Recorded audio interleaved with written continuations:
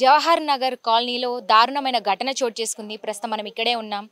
ఒక తల్లిదండ్రులకి ఒక గాథ మిగిల్చాయి కుక్కలు అని చెప్పొచ్చు. ఒకటి కాదు, రెండు కాదు, దాదాపు 16 కుక్కలు కలిసి రెండేండ్ల బాబుని మొత్తం పీక్కు తినేసి ఈరోజు అలా ఆ తల్లిదండ్రుల కన్నీటి వేదన దాదాపు హైదరాబాద్ మొత్తంగా కూడా పాకినటువంటి సందర్భం. దీని మీద సీఎం రేవంత్ రెడ్డి కూడా స్పందించి ఏవైతే ఆ పిచ్చి కుక్కల్ని కూడా ఇక్కడ నుంచి తరలించాలి అని కూడా ఆదేశాలు అయితే జారీ చేయడం జరిగింది. ప్రస్తుతం మనం చూస్తున్నాం ఇక్కడ వ్యాన్స్ కూడా రావడం జరిగింది. కుక్కలన్నింటినీ కూడా వాళ్ళు ఒక్కొక్కటిగా కూడా మొత్తంగా కూడా గాలించి మరీ పట్టుకొని వ్యాన్ ఎక్కించడం అయితే జరిగింది. మొత్తంగా ఒక్క కుక్కను కూడా వదలకుండా చాలా వ్యాన్లు అయితే వచ్చినాయి. మొత్తంగా అన్నిటిని గాలించి ఎక్కించేటువంటి ప్రయత్నం అయితే చేస్తున్నారు.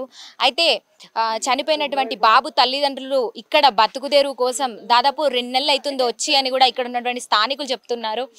ఇంతలోనే వాళ్ళకి 3 పిల్లలు, 2 ఆడపిల్లలు, 3వ అబ్బాయి ఇప్పుడు చనిపోయినటువంటి అబ్బాయి అని కూడా చెప్తున్నారు. బ్రతుకుదేరు కోసం వచ్చి ఇక్కడ ఒక కొడుకుని పోగొట్టుకున్నారు ఈరోజు ఒక పిచ్చి కుక్కలు చేయంగా. మరి ఈ కాలనీలో ఇలాంటి సంఘటనలు ఇంతకుముందు ఏమైనా ఎదురయ్యాయా లేదంటే ఇదే మొదటిసారా తెలుసుకునే ప్రయత్నం చేద్దాము. నమస్తే అండి, మీ పేరు? నా పేరు నారాయణ స్వామి అమ్మ. అసలు ఏం జరిగిందండి? అసలు ఆ రోజు అంటే ఇది నిన్ననే కదా జరిగింది.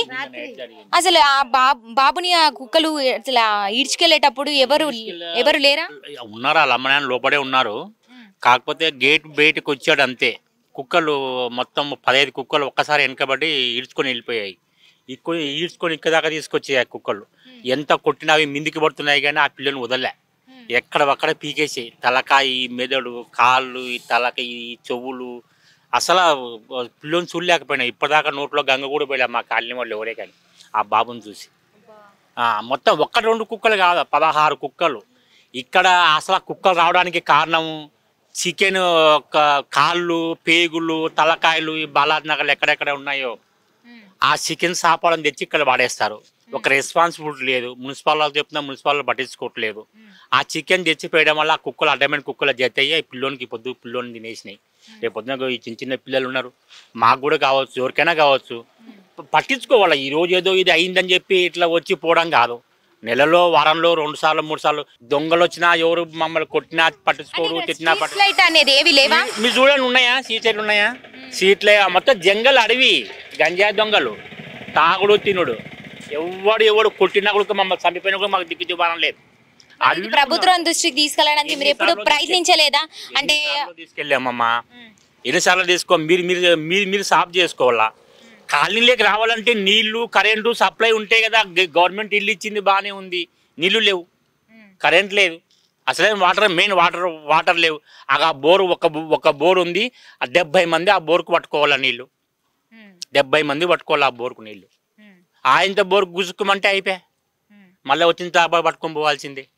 వాటర్ ప్రాబ్లం ఎంతో మందికి విన్నవించుకున్నాము, కార్పొరేటర్లకు విన్నవించుకున్నాం, మల్లారెడ్డి గారి దగ్గరికి పోయి వచ్చాం. అప్పుడు ఆయన ఉన్నప్పుడు ఇస్తామంటున్నారు, ఎవరు ఇస్తలేరు నీళ్ళు. అంటే ఇప్పుడు ఇది అందరు నిర్లక్ష్యం వల్లే ఈ రోజు ఆ బాబు ప్రాణాలు కోల్పోయాడు. 100% నిర్లక్ష్యం వల్లనే ఇప్పుడు కుక్కలు ప్రతి ఒక్కసారి. ఇప్పుడే కాదు, పోయిన 2 నెలల కింద ఇక్కడ మర్డర్ జరిగింది.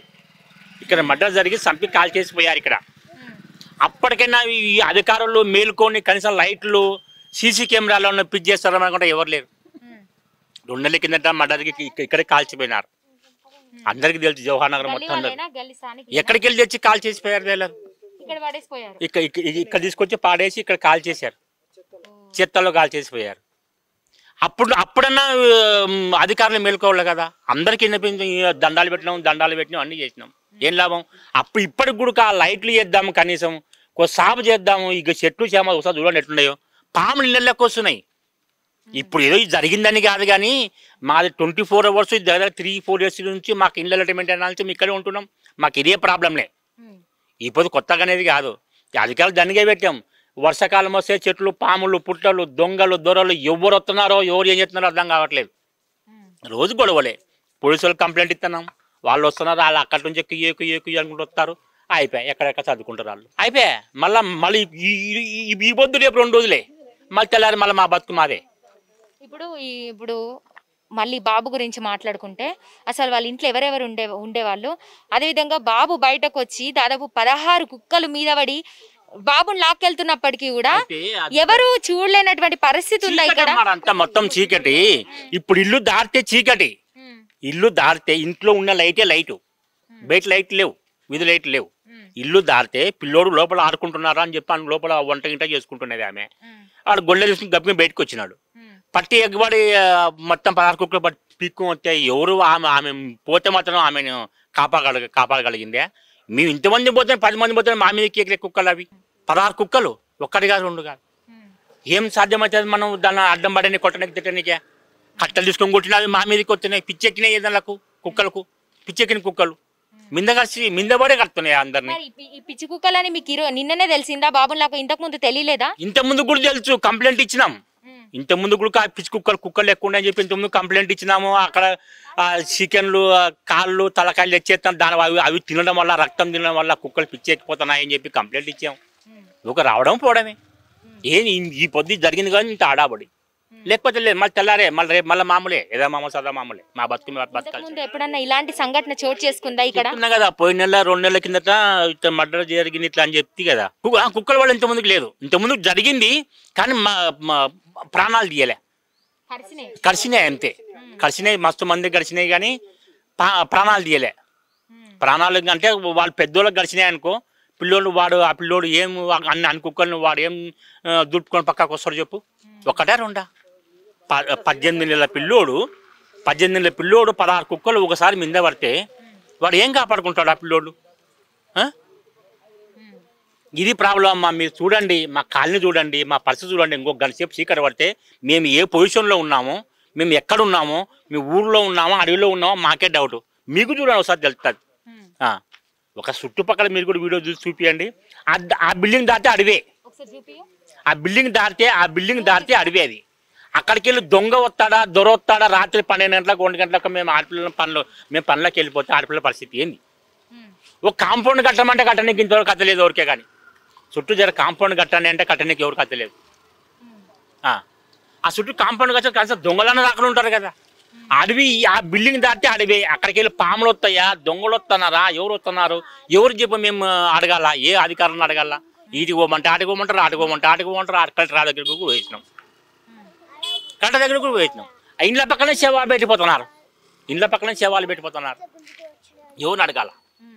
బాబు అంటే కరిసిన వెంటనే చనిపోవడం జరిగిందా లేకపోతే ఆసుగా? ఇప్పుడు మళ్ళా అతనే ఎత్తుకపోయినాడు పాపం. అంగి అతనే ఎత్తుకొని పోయినాడు. మీనాక్షిలో పట్టించుకోలేదు పాపం. వాళ్ళు 40 నిమిషాలు మీనాక్షిలో టైం అంతా వేస్ట్ చేశారు. వాళ్ళు 40 నిమిషాలు వాళ్ళు తొందరగా పట్టించుకుని ఇంత అది మాస్క్ గీసుకోబెట్టి ఇవన్నీ పెట్టింటే బతుకుతున్నాను దేవునుకున్నాను కానీ వాళ్ళు పట్టించుకోలే. మళ్ళీ గాంధీకి వాళ్ళు కనీసం అది అంబులెన్స్ కూడా వాళ్ళు అరేంజ్మెంట్ చేయలేకపోయినారు. ఆటోలు వేసుకొని పోయాకల్లా ఏది ఉంటుందమ్మా పోయేసరికి పానం. అబ్బా వేరా చెప్తావా? ఎక్కడ ఈ చెవులు ఈ చిప్పలు పక్కకి ఈ డొక్కలన్నీ వీక తిన్నాయి. ఈ చేతులు ఎక్కడ ఈ పిక్కలైతే మొత్తం ఏలబడుతున్నాయి. ఆ కండలు చూడడానికి అసలు ఇంతో చెప్తున్నా కదా. ఇంతవరకు ఎవరో కానీ ఎవరు ఇళ్ళలో కూడా గంగల నీళ్ళు పోయలే. కానీ ఆ పిల్లలు చూసిన వాళ్ళు ఎవరో కానీ ఇక ఇట్లా కూర్చొని చూడు, పండ్ల బాటలా పోకోకుండా. ఎవరికి చెప్పుకుంటే మా బాధ్యత అర్థం కావట్లేదు. ఇప్పటికైనా స్పందించి అధికారులు మళ్ళీ ఏమన్నా ఇక్కడ ఇంట్లో ఉండేది మనుషులు అని గుర్తిస్తే చాలు. ఇంట్లో ఉండేది మనుషులు ఉన్నారు, అందులో పశువులు లేరు. ఈ బిల్డింగ్లల్లా వాళ్ళకి ఏమన్నా మనం చేద్దామని అధికారులు ఇప్పటికైనా ముందు వచ్చి ఈ చెట్లు కొట్టేసి ఇంత కాంపౌండ్ కడితే కలిసి మనిషిగానే బతకగలుగుతాం. లేకుంటే మేము కూడా కాల్ చేసి వెళ్ళిపోవాల్సిందే. మాకే పుణ్యానికి 86,000 కట్టాం 20 సంవత్సరాల కిందట ఈ ఇళ్ళకు. ఈ అడవిలో తెచ్చి పాడేసినారు. ఏం చేస్తాం? పాడేసి ఒక నీళ్లు లేవు, కరెంట్ లేవు, ఒక కాంపౌండ్ లేవు, ఒక సేఫ్టీ లేదు, ఏం లేదు.